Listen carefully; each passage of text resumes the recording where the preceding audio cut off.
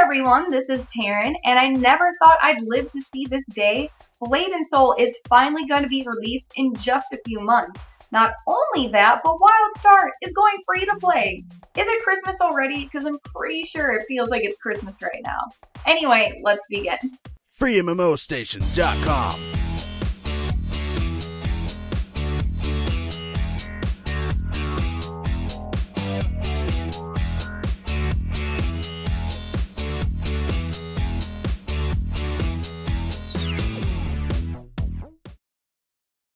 Free to play unlimited.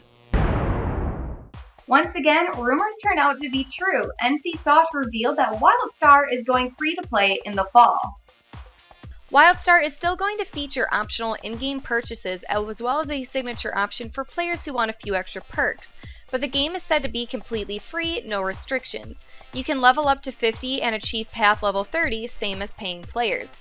Wildstar had a troubled life cycle as a subscription-based MMORPG, and NCSoft finally decided to make the change, meaning that we'll be having two big games from this studio as free-to-play in late 2015. Now I know hell must have frozen over because Blade and Soul is really getting a release in North America and Europe. Better late than never, right? When many fans have already given up on Blade and Soul and moved the hype to games more reliable such as Black Desert Online, NCSoft decided it was finally time to reveal that this martial arts MMORPG was still in development and with a beta planned for fall. A livestream revealed a few more juicy details, including the fact that the game won't be censored, that the Western version won't be based on a specific client, and that it will ship the first 3 acts, meaning that there will be a lot of content at launch. We have more details on Blade and Soul, so check out our website for extra info. The full release is planned for this winter. Blizzard is definitely spreading the word of their upcoming game Heroes of Storm, to the point where they're partnering with Maxim Korea for some sexy cosplay. We can't blame Blizzard for trying to get the online brawler Heroes of the Storm noticed in Korea, the most relevant esports market in the world. Even if it means getting 3 miles to cosplay as Hero of the Storm's characters Jaina, Nova, and Nazebo. In war, love, and MOBA games, everything goes it seems. Heroes of the Storm is pretty much a MOBA, but Blizzard prefers to call it a brawler. Currently in open beta, it launches June 2nd. Splash Damage's free-to-play FPS Dirty Bomb is finally entering open beta on June 2nd after many months of being in closed beta. Everyone will be able to play this fun, competitive shooter by downloading it on Steam. The open beta will bring 5 maps with objective-style gameplay and 12 mercs. The official launch is expected sometime in June 2015, so you can already begin counting the days. Echo Soul is quickly approaching its release. It is now in open beta for everyone to try this fantasy MMO.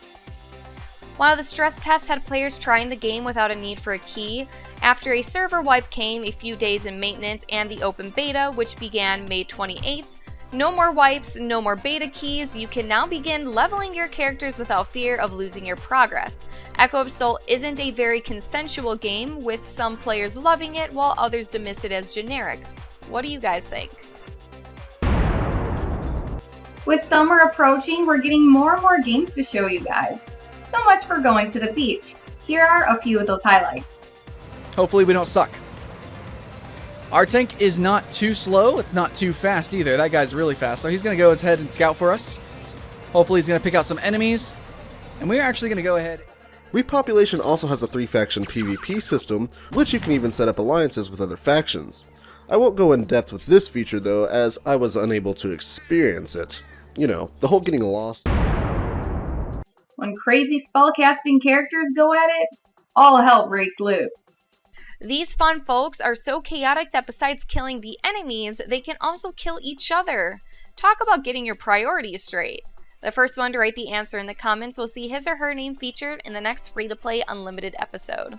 It seems there's no way we can get Nintendo to make a proper Pokémon MMO, so thus we're going to have to settle for alternatives. Moonrise is one of those, and it's surprisingly cool. Coming from the studio that created the survival horror game State of Decay, Moonrise is clearly inspired by Pokémon, turning you into wardens that have to collect and use Solari in battle against the Lunari. It is a really cool game with a PvP focus and a nice, clean, colorful art style that is going to make the conversion to mobile platforms a lot smoother. It just entered early access on May 27th, and while you can buy some packages, it will be free to play at launch. We like the game quite a lot, and the only thing it is missing is an open world exploration. But as far as Pokemon-inspired games go on PC, this is about as good it's gonna get right now. Alright, my gaming fanatics, that's it for this week. I hope you guys enjoyed the show, and I look forward to seeing you guys next time. Bye! Fear power! Once again, rumors turned out to be true. NC Soft, right? Yes. Oh, I did have it right. Now I know hell must have frozen over because Blade and Soul is really getting released in North America and Europe. And I forgot what I was going to say after that. Now I know hell must have frozen over because Blade and Soul is really getting released in North America and Europe. Better late than